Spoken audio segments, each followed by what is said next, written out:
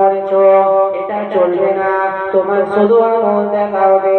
যদি তো আমাকে প্রশ্ন করে মান রব্বুকা, তো আমি যদি জবাব নিয়ে ফেরেশতাকে যদি বলি বাবা আমি ফোরা থেকে এসেছি, আমি ফুরফুরার মানুষ, বাবা ফেরেশতাও বলবো চলাবে না।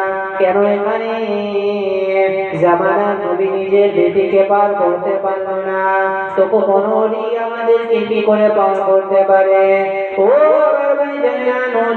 যুবকেরা, ছেলেরা, বাচ্চারা, আমরা যে দলের মানুষ হয় বাবা সেসব গল্প চলবে না।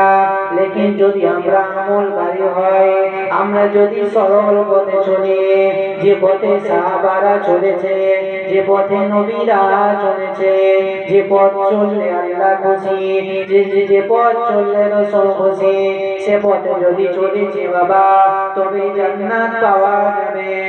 ও